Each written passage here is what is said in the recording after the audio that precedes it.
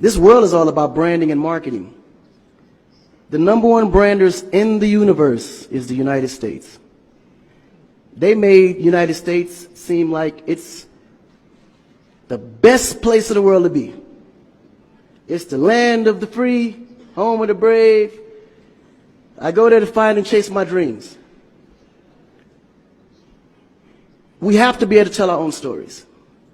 Directors, filmmakers, entertainers, it's going to be clearly, and the press, it's going to be your job to redefine how people think about Africa.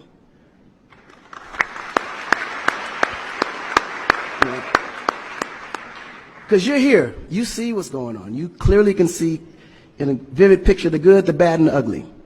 What you choose to put out there is what the world is going to get. Because I can tell you right now, in Chicago alone, there's more people dying in Chicago than there was in the war in Iraq. But you would never see that. There's a lot of things that's happening in the U.S. that you would never see because they choose to show you what they want you to see for...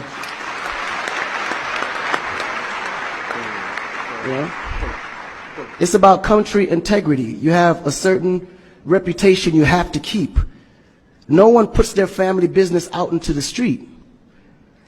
One of the problems we have in Africa is that when something happens, the press is quick to put out negative energy and quick to put out a negative story. And then that story goes on to internet, and other broadcasting systems take it and they post it. So when you look at places like Kenya, for instance, that I know of, maybe 2 terrorist attacks, but it was everywhere. So now people was afraid to go to Kenya because somebody shot up the mall. But then when you look online, there was over 25,000 attacks in the U.S., but you only knew about maybe 5 or 6. So we have to really rebrand. And then when you look at how the world perceives Africa, they're right. You know, you see zebras, lions, tigers, bears. Oh my. You get to the point where you think Africa's just a big jungle. The images that they're showing of Africa is historical images. This is way before civilization. This is when they were still, battling with spears, like times of Shaka Zulu. No, I'm serious. But then when you look at the U.S., they're showing Superman, Batman,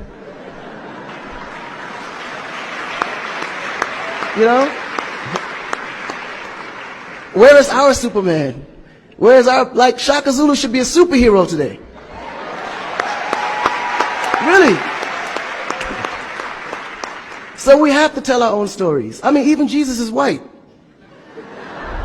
And you believe it. But it's okay, because how you were framed, if you taught something from the day you were born, and your mother taught you that, your father taught you that, it's real.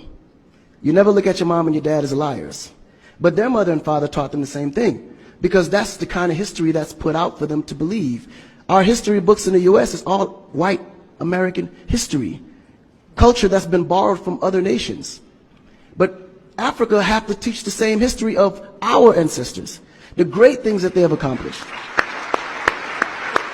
And it's going to be the jobs of directors like yourself, filmmakers like yourself, to narrate that story. How do we want to be perceived? How do we want that story to be narrated to the rest of the world?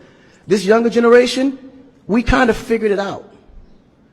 Because now, when you look at hip-hop in America, every rapper is rich. Gold chains, Bentleys, nice girls by the pool with bathing suits in this big mansion.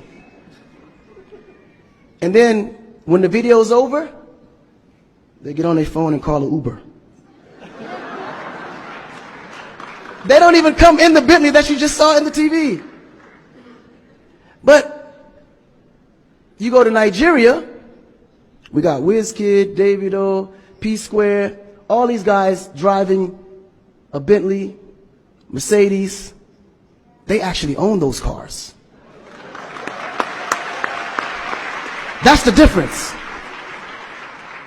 But if we don't translate that, they will never know. They think we're going to leave the shoot and go home on a horse or a zebra.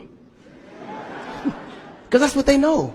This is why African Americans are so afraid of Africa. You mention Africa, they start shaking. There's so much fear. They don't know how to translate that. It was just recent that people are now saying, yeah, man, you know what? I rock with Africans, man. You know what I'm saying? I want to do some collaborations, man. Yo, man, I need an Afrobeat remix, you know what I'm saying? But before, they'd be like, man, I don't know that dude. I'm not putting him on my record. So the younger generation is slowly understanding how you have to rebrand the culture, because the culture has adapted. They've actually took everything that we've created and made it look better. They made a superstar look like a superstar. When I look on TV and I see our biggest entertainers, they don't look like stars. That's why you can't really respect the entertainer. If a politician saw a singer, he'd just be like, oh, he's just a local singer. But if he go to that local singer's performance, he may sell out the stadium because he has a huge influence, but the image is not there.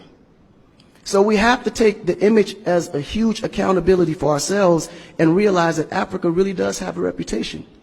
But if we allow our stories to be told, our stories will be told according to their agenda on what they need to be able to benefit from Africa. So we have to tell our story so we can be able to understand how we can utilize that story to benefit for our agenda. You know? So in closing, this job is for the entertainers, the filmmakers, the reporters, and anyone that creates content. We have to rebrand.